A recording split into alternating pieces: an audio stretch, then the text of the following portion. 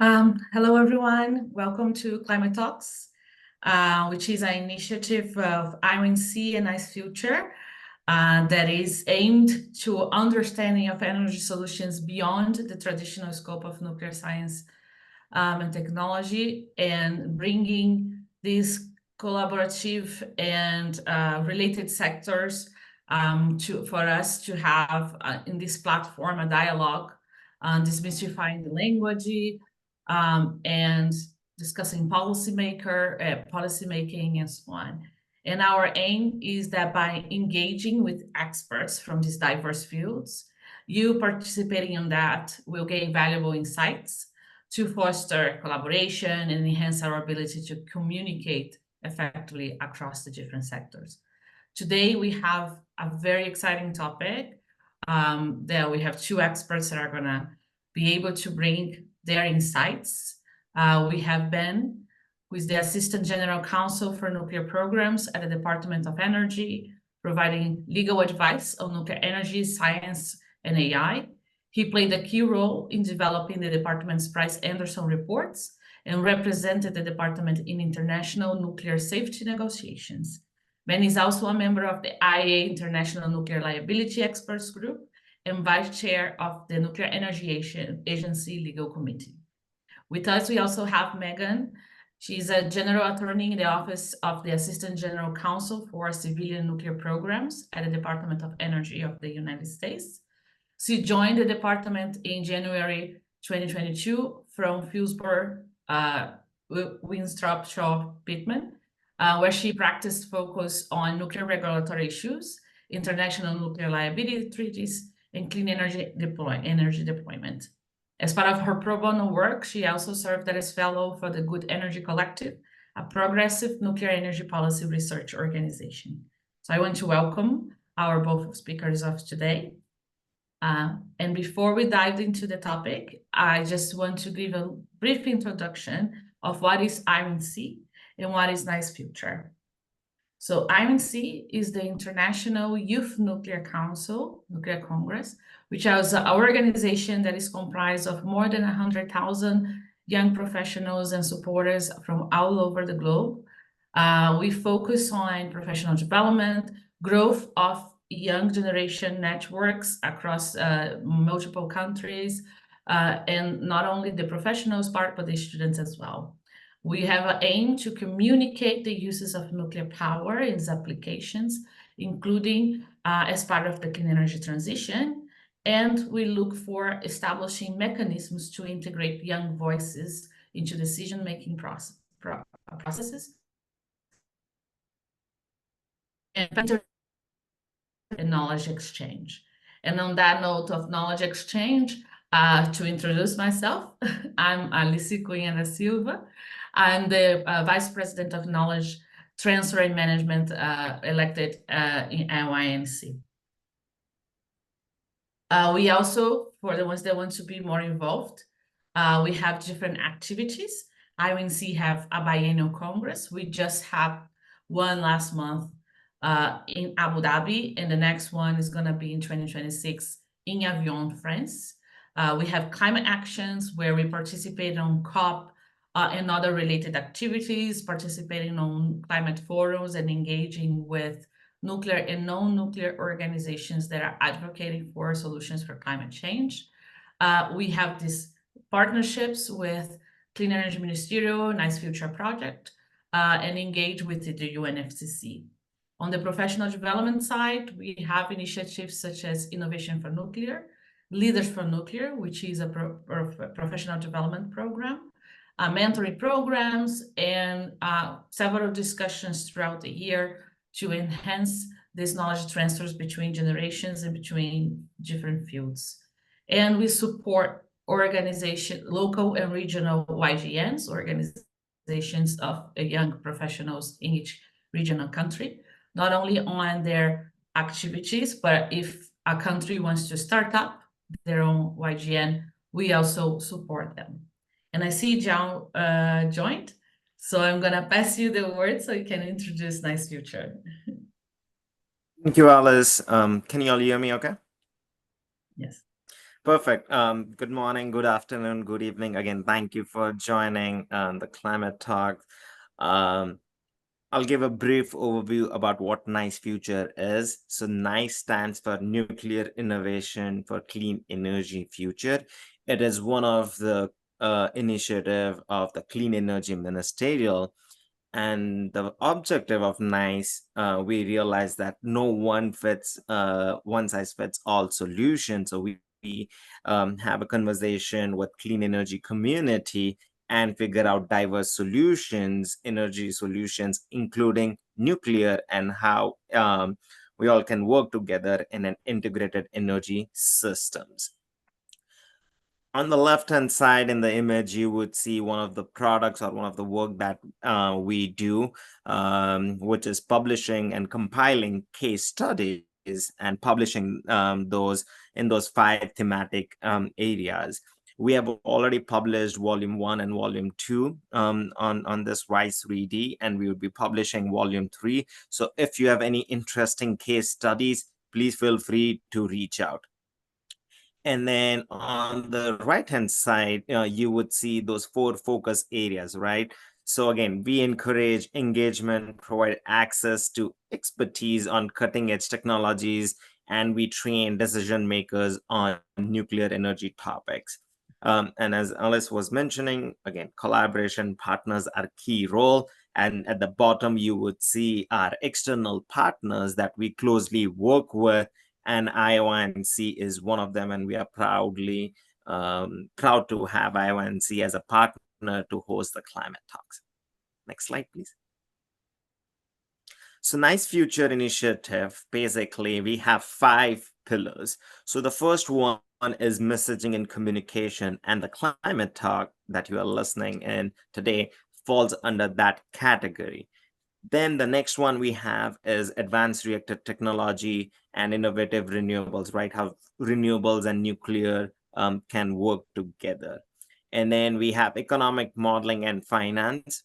And I should make that correction, as we are also looking into regulatory aspect, and that's where Ben and MC would be talking about the civil nuclear liability.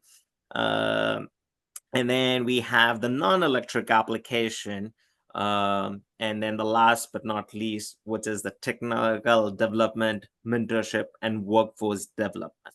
At the bottom, you would see the QR code for our website and our LinkedIn page, and we highly encourage you to subscribe those so you can learn about our activities and be further engaged.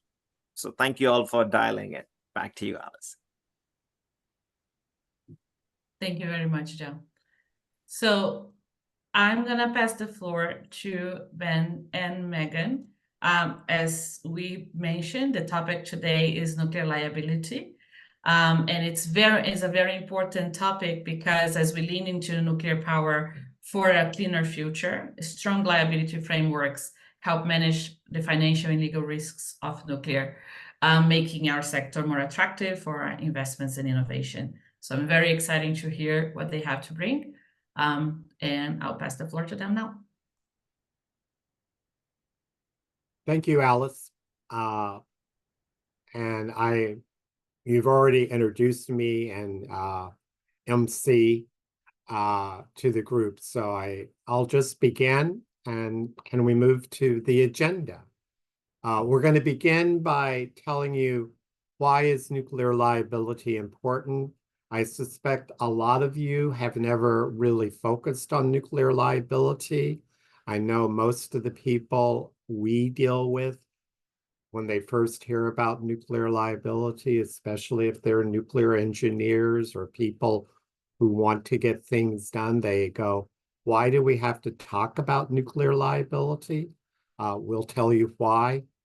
Then we've done a lot of work on trying to find a way to address nuclear liability, to take it off the table as an impediment to developing nuclear power.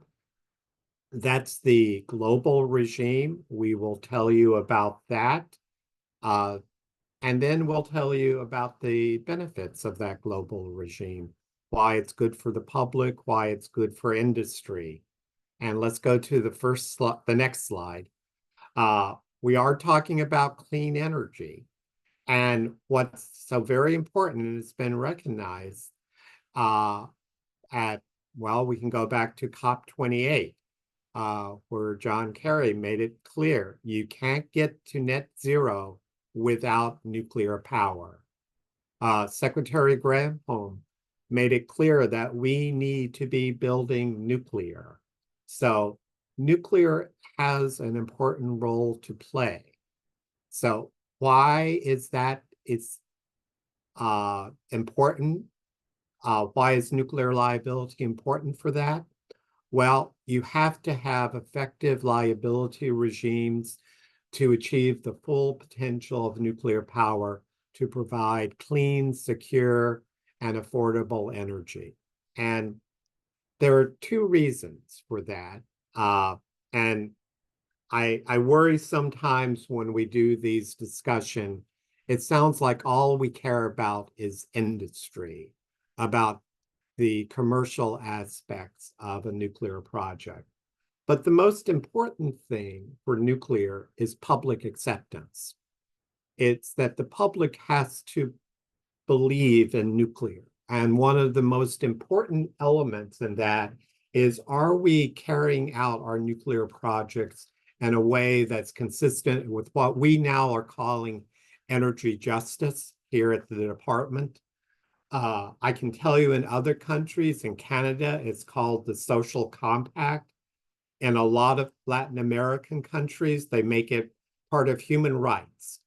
But basically, it's the principle, and when we do this discussion, it's that basically, if you're engaging in an enterprise, you need to be responsible. You need, when you're operating, to have safety regulations. You need to plan for emergencies, emergency response. You need to have mitigation measures in place. But if all of that fails and you have an accident, if you have something that causes damage to the public, you need to be responsible and have a mechanism in place to ensure prompt availability of adequate compensation for damage to the public, property, and the environment. That's what the nuclear liability regimes do. That's their primary purpose. Even as you will hear, even when we started back in the 1950s, even though the protecting the public has always been the primary concern. We do that really well. And quite honestly, in the US, no one thinks about this because our domestic law works so well. What you hear about are the concerns from industry. And that's where the other objective, legal certainty. You need clear rules for dealing with legal liability that results from nuclear damage, so that operators, suppliers, investors, lenders, insurers can make rational business decisions as to whether or not they want to participate in nuclear projects. And that brings us to another point that's very important. No major, or even, I don't want to say minor, but no nuclear power plant, no SMR will go forward unless everyone involved is satisfied with the way nuclear liability is being addressed. They don't want uncertainty.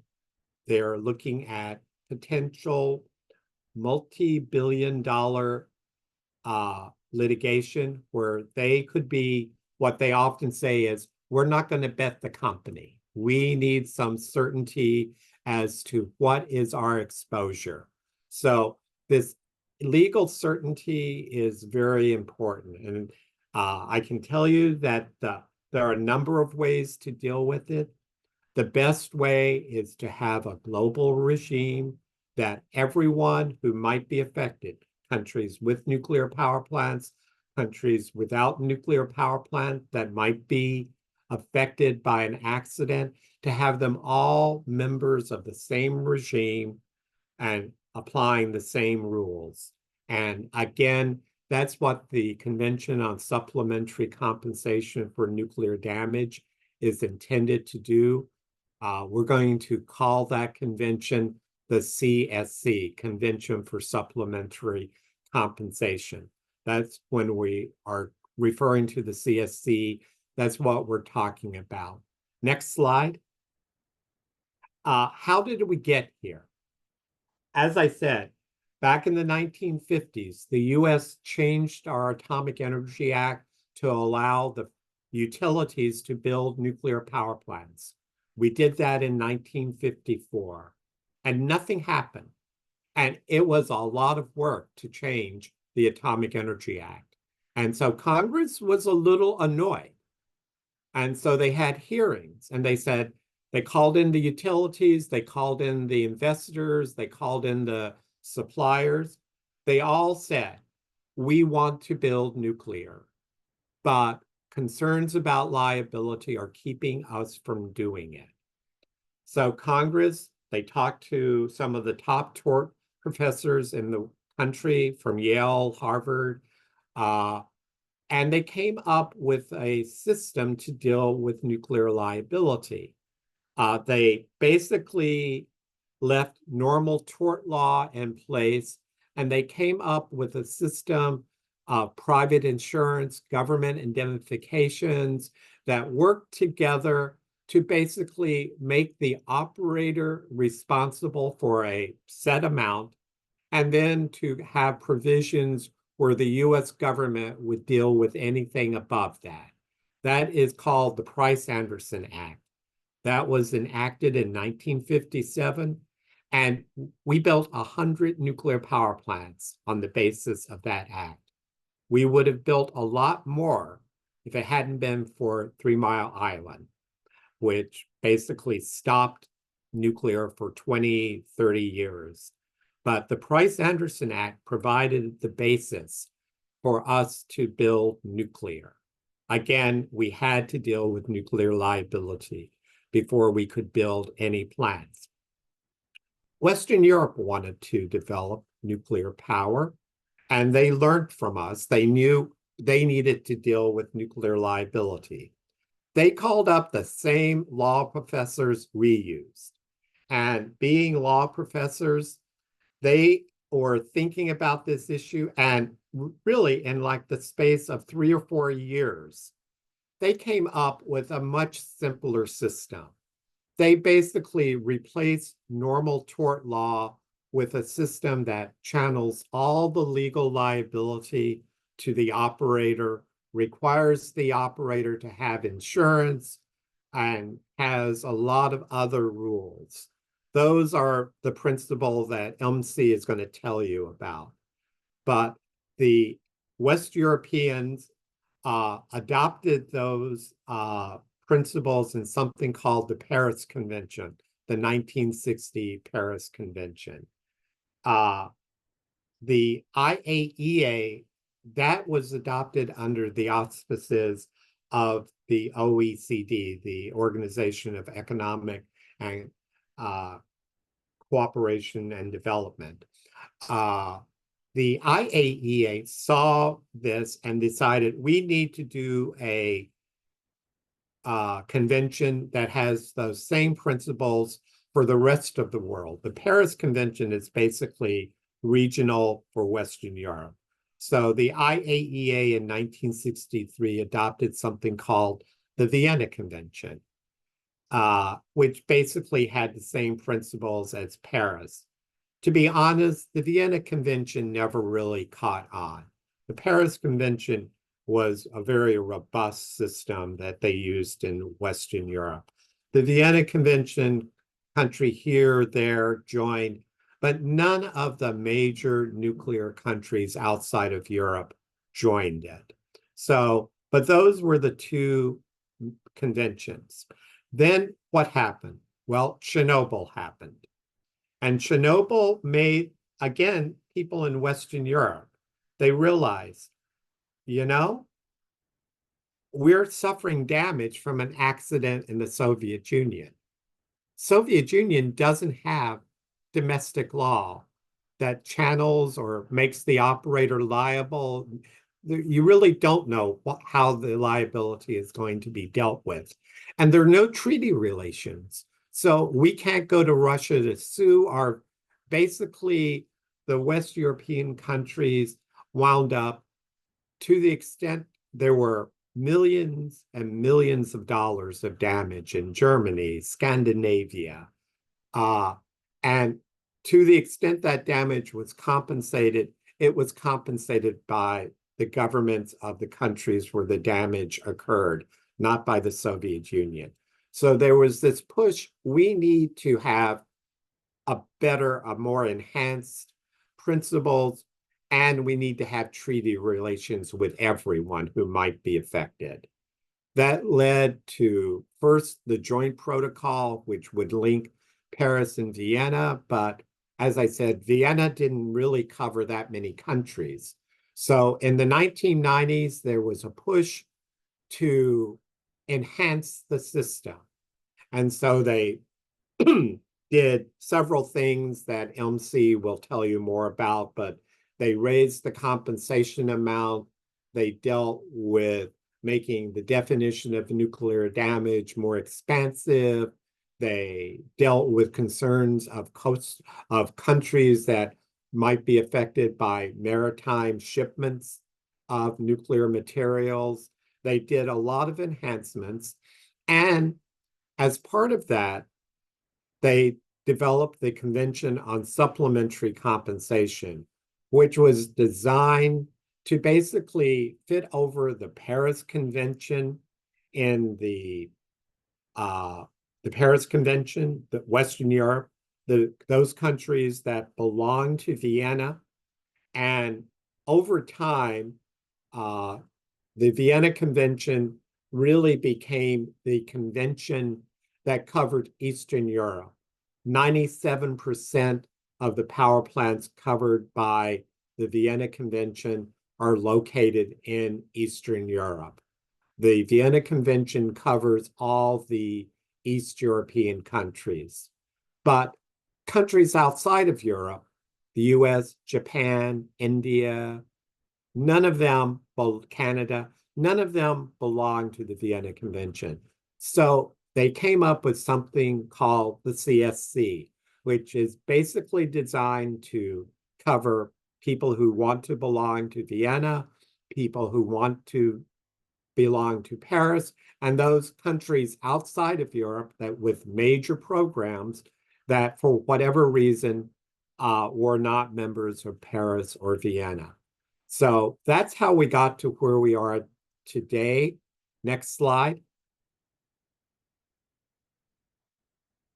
And basically, this slide, this graphic shows where we are. And there are 11 countries that belong to the CSC. That may not seem like a lot, but those countries have, I think it's when you add the numbers here, they have 43% of the nuclear power plants in the world.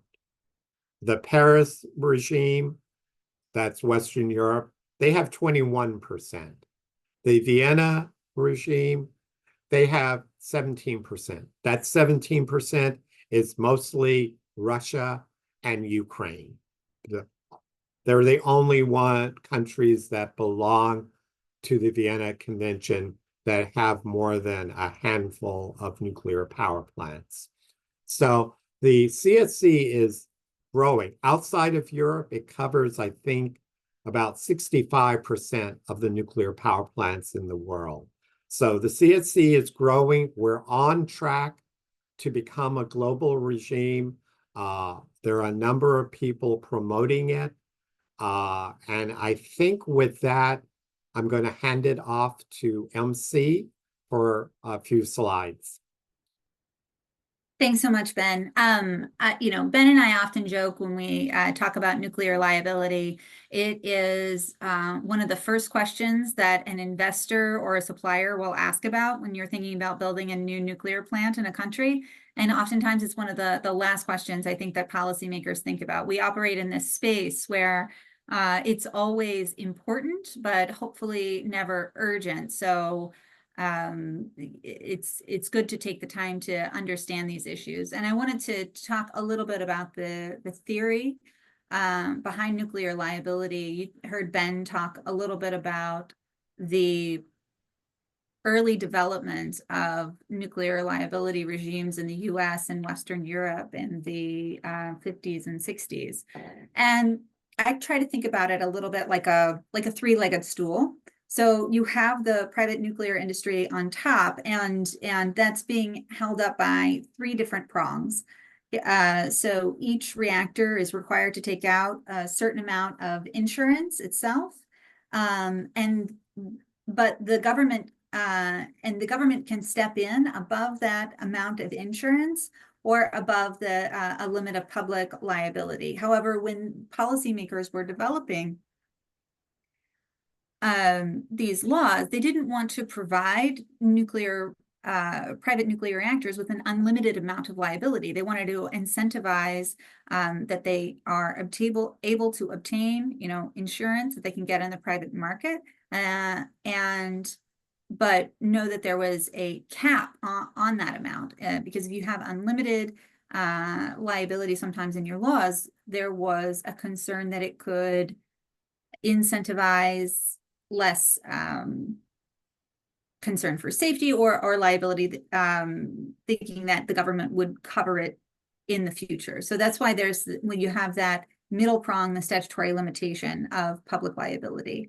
And then in most of these laws, you have the government responsibility to step in above that public liability limit. That's generally how the Price-Anderson Act works in the United States. I'm going to go into, on the next slide. Can I jump in just for a second? Yeah. Again, you might be asking yourself, that doesn't seem fair to me. Why should members of the public suffer damage and not get compensated? And that was actually the subject of the Supreme Court case that upheld Price-Anderson. The main issue in that case turned out to be, is this taking away the coverage of citizens if they suffer damage? And what the court found, at least with Price-Anderson, is that, as MC explained, Price-Anderson sets up a system that puts a cap on operator liability. Now it's over $16 billion. It's a lot of money, but when we look at Fukushima, which the damage is approaching 100 billion, it may not be enough. But what Price-Anderson does is it has a mechanism that commits the executive branch to come up with a plan for the damage above the cap, and it can't force Congress to adopt the law, but it has a mechanism that forces Congress to consider the plan and make an up or down decision within a very short period of time. So the court found that Price-Anderson actually did provide a mechanism to deal with that damage beyond what the operator is responsible for. So again, from the very beginning, we've tried to make it commercially viable to develop nuclear, but we've also understood the energy justice issue, that victims need to be compensated. I'm sorry, MC, for interrupting. No, I thought that was a really good explanation, Ben, because let's think about 3 Mile Island, for example. That amount didn't even hit the liability cap, even though it was one of the 3 major nuclear incidents we often think of. That didn't even hit the liability limit for under Price-Anderson. Right now, As Ben said, we have about, in the US, we have $16.6 billion in coverage for per nuclear incident. And, you know, a lot of times you hear, oh, but this is just the government subsidizing the industry. That 16.6 billion is built off of a series of private insurance mechanisms. So each reactor in the US has a $500 million insurance amount that it has to take out. And if there's an incident, all of the other reactors in the United States have to pay in about $159 million in. So that's how you get the total amount of coverage of 16.6 billion. And the US is unique in that because we have, because of the number of reactors we have, we can spread that liability amount across the industry. But it also works for other countries with a number of reactors. So it's important, I think, you know, you'll hear, oh, the government is just subsidizing the industry here. Not really for that first 16.6 billion. There's the part where the government will come in for coverage. Truly, MC, Price-Anderson is one of the best examples in the world of the polluter pays principle. We not only make the utility that has the accident pay, we make every utility that makes the decision to participate with nuclear power plants. They are truly, if there is a nuclear incident at one plant in the US, it's a nuclear incident at every plant in the US as far as paying for providing compensation for the damage. It's a very progressive system. It doesn't subsidize the nuclear industry at all. Exactly. And I always like to, you know, point that out to folks because that's a common refrain that you hear is that, you know, this is subsidization. And it may have been early on in the early 50s, but it's that way no longer. So I'm going to each of these utilities, and again, just from looking at the internet, they pay about $1 million a year for the insurance policy for that first $500 million that they have to have a private insurance. So it's like an expense that they bear every year. Yes, but it's still cheaper than what they would otherwise have to take out, or they wouldn't be able to operate because there would be no amount of insurance that would be provided. So nuclear liability is such a unique aspect of like any kind of liability in the space because as we all know, like the risks of an accident are really low, but the consequences are really high. So it's, you know, we're have all of these mechanisms in place to plan for something that we hope will never happen. But I think it gives comfort to the public that these mechanisms are in place and we have thought about them. And I'm going to talk a little bit about the principles of international nuclear liability here. These are just basic principles that are present across all of the treaties that Ben was talking about earlier. So the first is exclusive liability. What does that mean? That means that, you know, when you have a nuclear incident, the liability for that incident is channeled to one place, and that's generally to the operator of the nuclear facility that is involved in the incident. So you're not trying to get the supplier that made a part that could have failed on the incident. Is all channeled to the operator itself. That's one of the principles. Then the next is liability without fault. In legal terms, this is often called strict liability.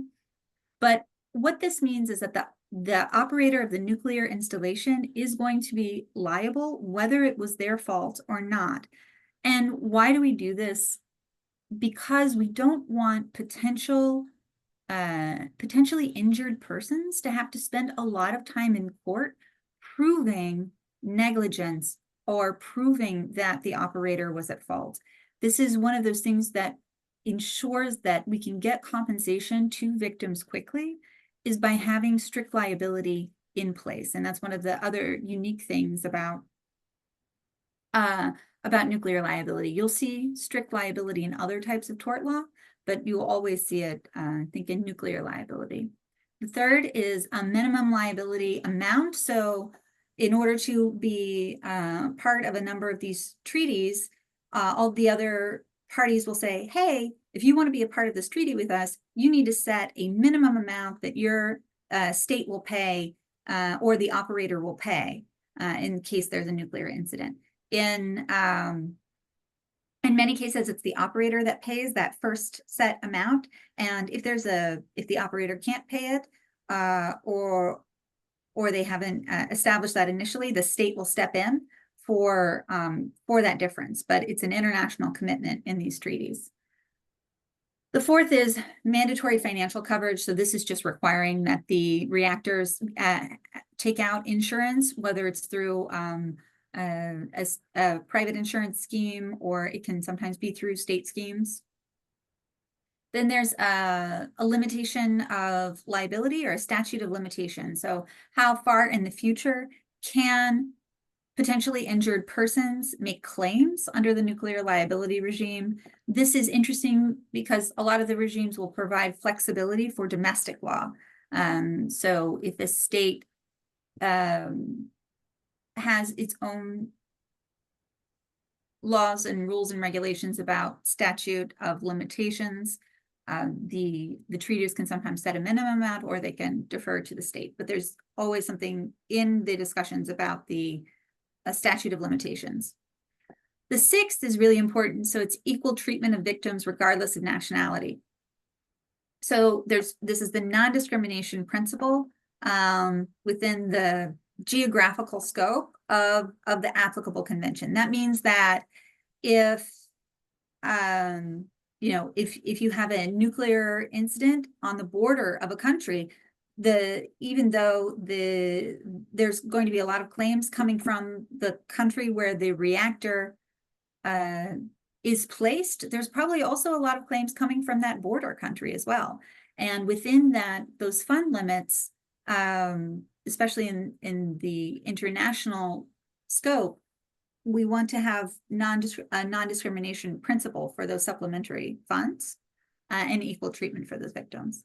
And then there's exclusive jurisdiction. This is one of the most important issues for legal certainty, where the one court holds jurisdiction and agrees to recognize and enforce judgments, or an agreement from the other parties to recognize and enforce judgments of that court. Ben, do you have anything to add on this slide?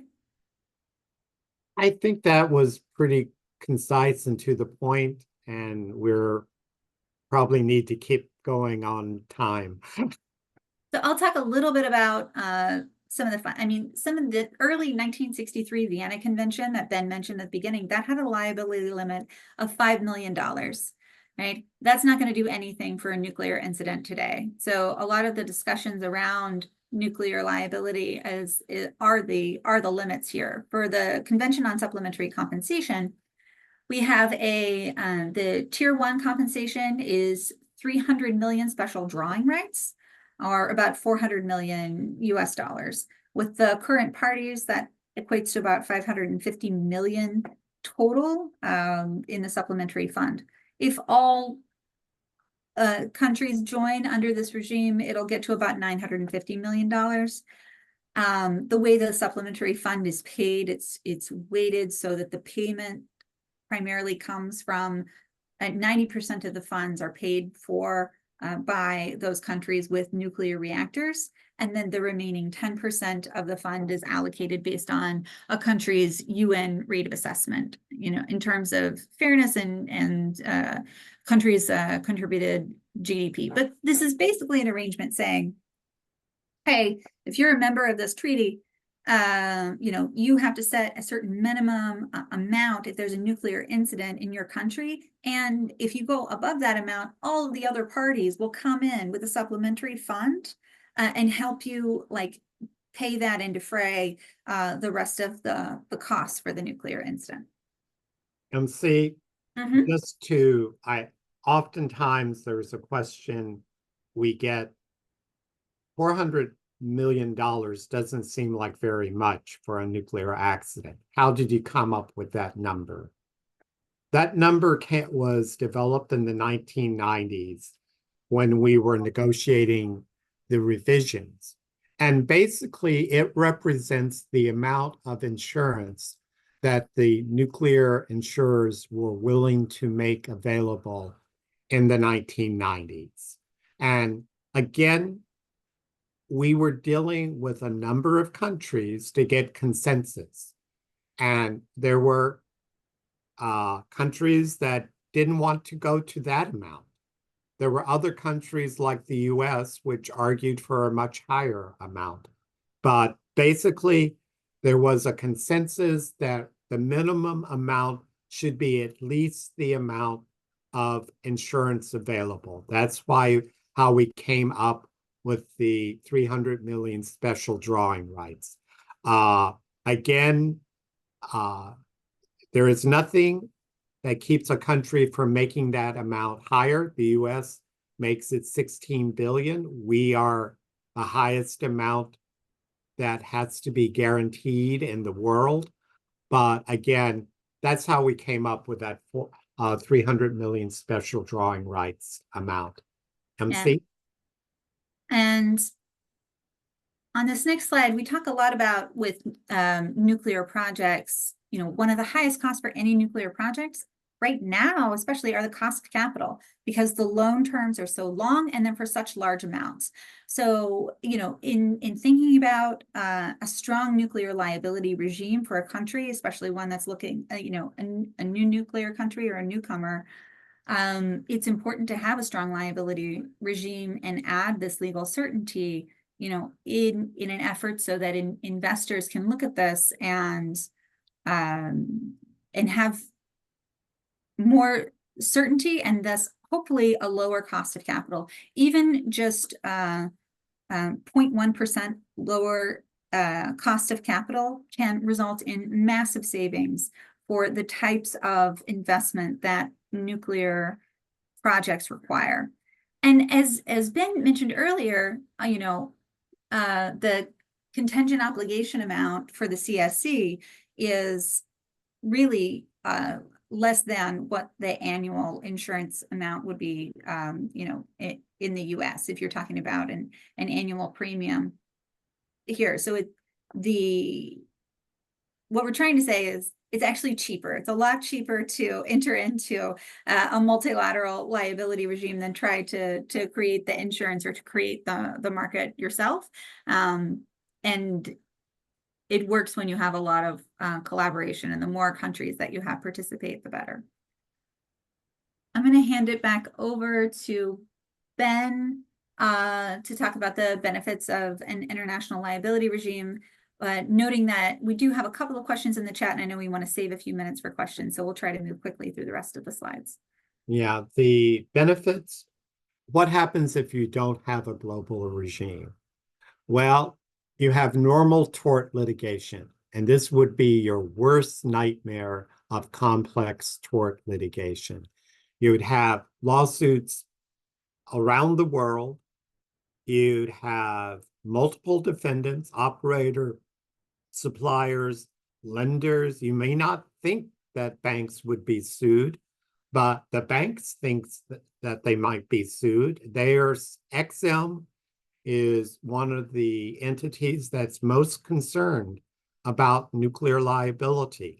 They won't enter into a loan unless the country that they're making the loan to belongs to the CSC, so that they know how liability is going to be dealt with.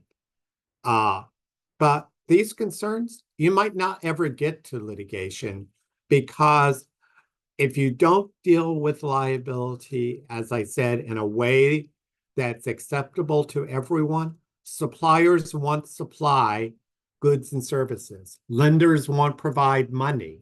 Investors want participate.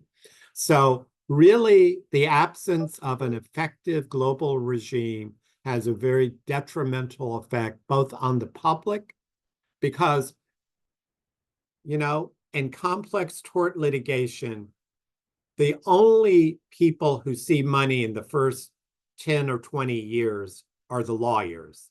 Victims don't see any money. They might eventually get a judgment, but they're not going to get it upfront promptly. Litigation takes forever. What does a global regime result with? It ensures that victims get prompt and adequate compensation. They get that the court case happens where the accident occurs so that you have the people most affected. Their courts are making the decisions. It provides legal certainty to everyone so they can make rational decisions. And it basically, and what that means is we can get to what I said at the beginning was our ultimate objective. We want nuclear to achieve its full potential for providing clean, secure, and affordable energy. So that's what a global regime does. Again, let's use a real life example. The UK recently decided to join the CSC. They're a member of Paris. Paris works really well. Paris works as well for Western Europe as Price Anderson works for the US. Why did the UK join the CSC? Well, they said it. They needed to have the investment climate. They wanted investors from North America. They reached out and they were told, we'd love to invest in the UK, but we have concerns about liability. We might get sued in the US or Canada. We need you to have treaty relations to make sure that the lawsuit happens in the UK under rules that we all understand. They talked to the suppliers. The same thing. The suppliers said, look, we are happy to participate, but you need to deal with liability. And the best way to do that is with treaty relations, with as many countries as you can have. And then they were just upfront. We want treaty relations with the US, Canada, and Japan. That's where a lot of the major suppliers are located. And we think it's best for us to have treaty relations. So again, and that's what we're hearing in Brazil, in the Philippines, in the Baltic countries. Again, there's a realization that if nuclear is going to reach its full potential, we need to have a global regime. And is there another slide?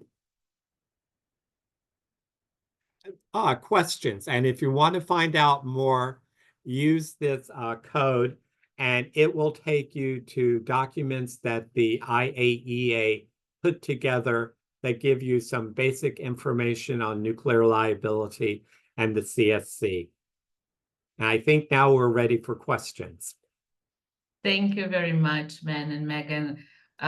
It was very insightful for me. I was here taking notes because, as you just mentioned, Brazil, I'm originally from Brazil, and I've been hearing about CSC, but I hadn't had the grasp of all this complexity. And so I really appreciate the in-depth explanation. We had 2 questions, and I know, Megan, that you already answered one on here on the Q&A option. But I'll ask the question that Ursula put here. Are current nuclear liability instruments sufficient and adequate to apply to all SMRs? Do all land-based SMRs currently under development fall within the definition of a nuclear installation as defined by these legal instruments? And what about the maritime-based reactors? I can answer that simply, yes. But are they adequate? Again, they all have basically the same rules. And again, I don't want to disparage any convention, but what is needed is not only having the certainty of the rules, but having treaty relations among all countries. The only way you get to having treaty relations among all countries is through a global regime.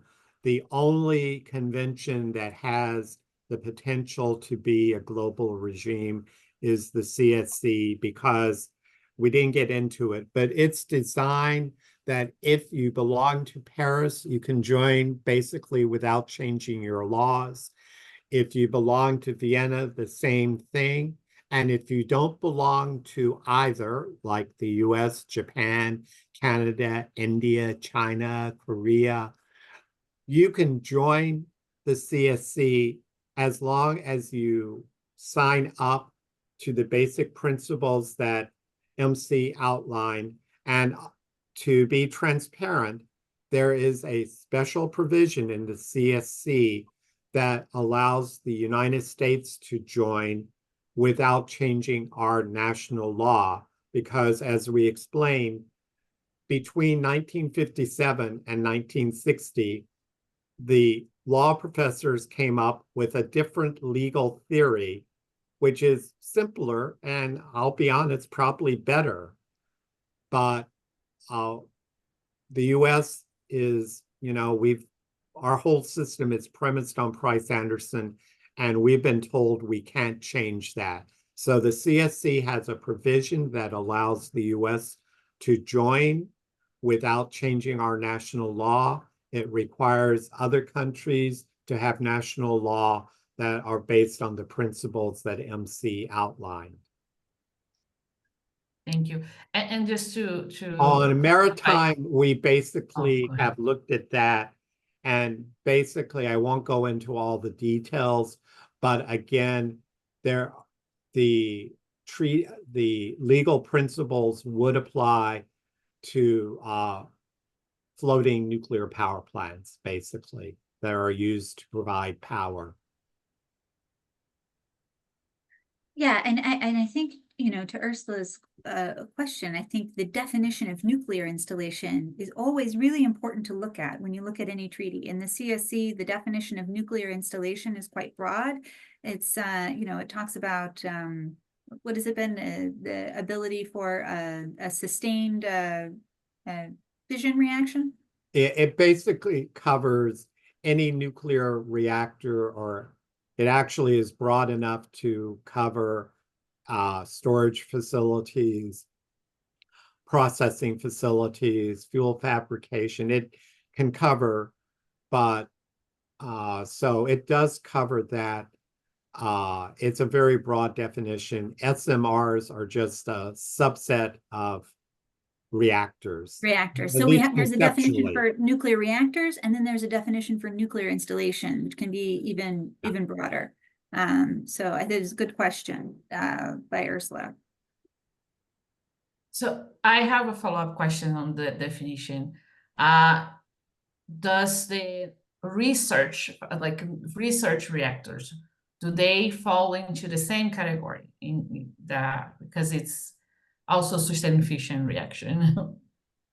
They do. There's, again, the definition is extremely broad.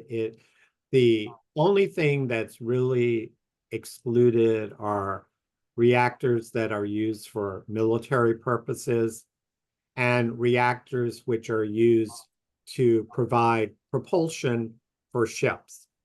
And those are treated under other provisions.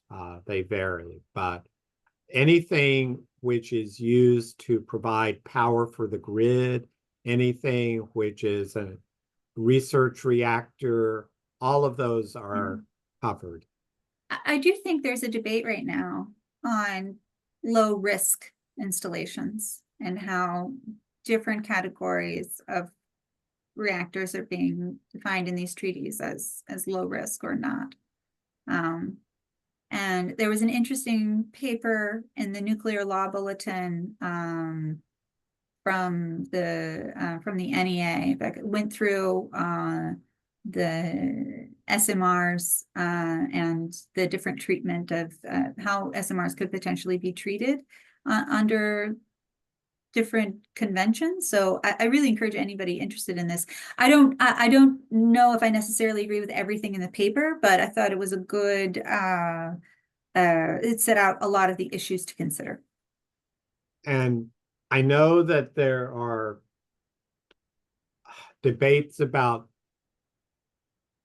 do you need a special regime for SMRs? They're so safe, especially the advanced design, that they can't have an accident, or they certainly can't have an accident with significant off-site damage. That may or may not be true, but my experience is the suppliers, or at least the people who do their financial and their risk management, certainly investors, insurers, they're not willing to take the chance. They want liability dealt with in a certain way. They want legal channeling. They want strict liability. They want a cap on their exposure. So they want SMRs to be treated exactly like large nuclear power plants. And members of the public, my experience has been nuclear is an emotional subject. It's not rational. You can go out to an audience and you can tell them there's no risk, or the risk is very low, and they still see mushroom clouds. What they respond to, and I found this when I do Price Anderson, is what the public responds to is that the government, industry accepts the fact that there might be an accident, that they don't ignore it. They don't say it can never happen. They go, we think it's unlikely, but we have planned for the future. We have a system in place that if the regulations fail, if all the safety features fail, if the mitigation fails, if there is damage, you will get compensated, and you will get compensated without going through complex, time-consuming, costly litigation. And that's what happened in TMI. In TMI, we had a lot of evacuation costs. The insurance companies went out and paid those claims on the spot. People got compensated quickly without litigation. That's what is happening in Fukushima. The Japanese have a system that basically is paying out billions of dollars, and they're doing it for the most part, without litigation, in a way that basically says that if you have this kind of claim, then you get this amount of money, and it's worked very well. Okay, thank you. Following that trend, we had a question by Peter. Just want to verify about the microreactors case, so the ones that are transported fully or partially fueled, if they would be covered as well on that. The answer is yes. Again, the legal theory is that they would basically be nuclear material. If you get into the definitions in the conventions, they would qualify as nuclear material, either because that includes nuclear fuel, that includes spent fuel after the fuel has been irradiated, that includes the reactor after it's been irradiated. All of that would be nuclear material. The transport of nuclear material is covered under all the conventions. So, and then once they reach their destination and they start operating, then they would be covered as a reactor. But again, they all fit into the existing framework. I know we are getting to our time. I do have an additional question that I think is very interesting. When a facility moves from operation to decommission, the organization, the company that takes over the decommissioning, does that take over the liability as well? Is the same liability model than the operator? Yeah, I can answer this for the US, but under our domestic law, the coverage stays the same, that very high level, until the fuel is removed from the reactor. So whether it's the operator, the original operator, or the company that's decommissioning, if there's still fuel in the reactor, they have to have that same level. What most companies do is they take the fuel out, and then they'll transfer the operating license to the decommissioning company, and they'll be able to apply to our regulator and say, can we have a lower amount of insurance now? And that makes sense, because you don't have fuel in the you have a significantly less likelihood of a nuclear incident in that case. So if you've removed the fuel from the reactor, you don't have to have that very high liability amount anymore. Yeah, and internationally, basically all the liability goes to the operator, similar to the US.